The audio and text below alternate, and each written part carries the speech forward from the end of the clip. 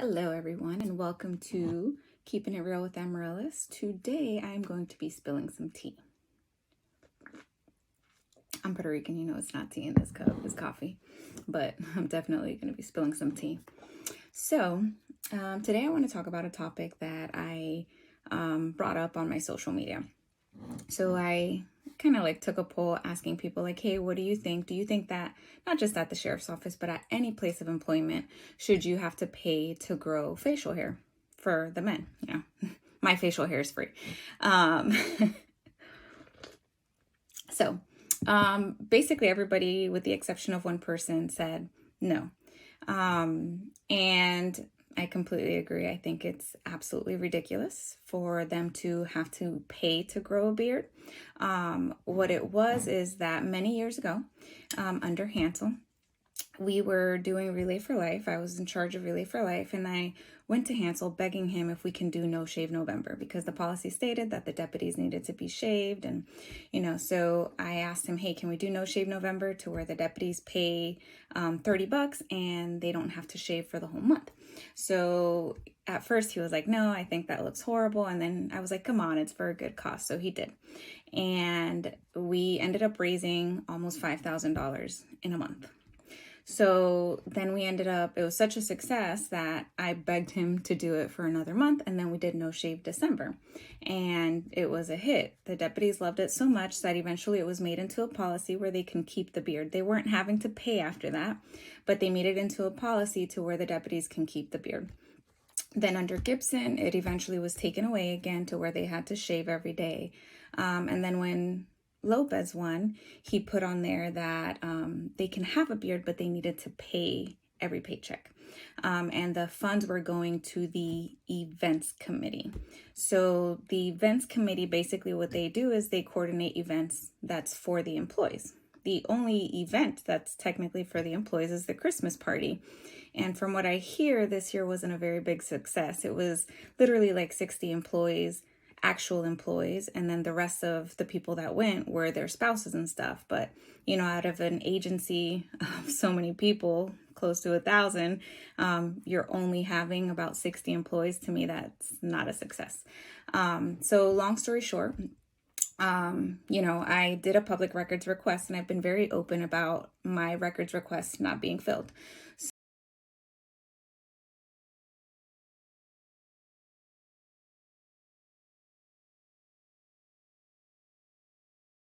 On August 3rd, I requested for the information on how much was raised each month and where that money is being distributed to, because I wanted a financial record.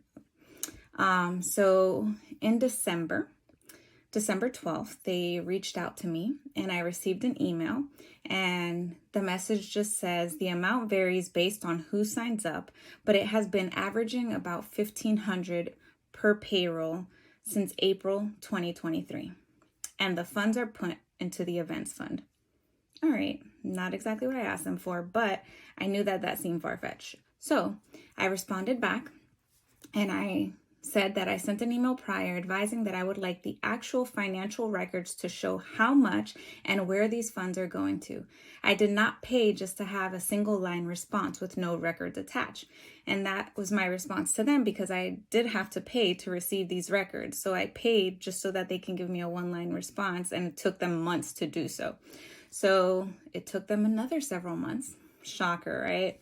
So then in January 25th, I received another message, and it says that each month the beard donations are around $3,690. Big difference, right? From the email before.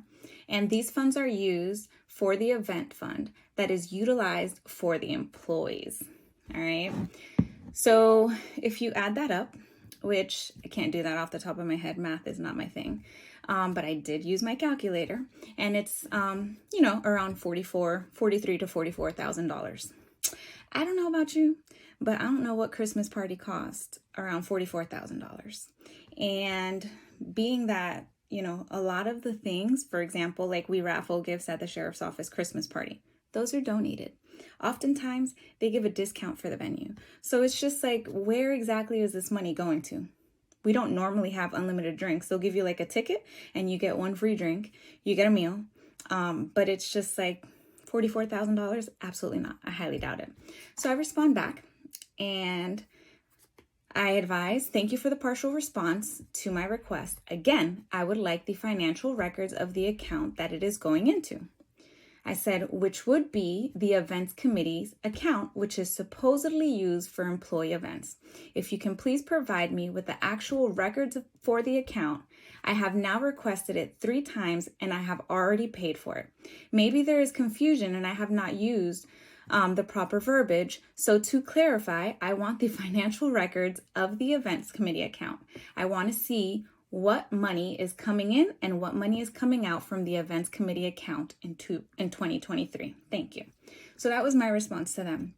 After this, they marked it as completed. So when you do a public records request, it shows that it's in progress. And then once they give you everything that you wanted, they mark it complete. So after this, they marked it complete. So even though they didn't fill my request, they marked it complete and they just gave me partial. So I know I'm not going to see that at all.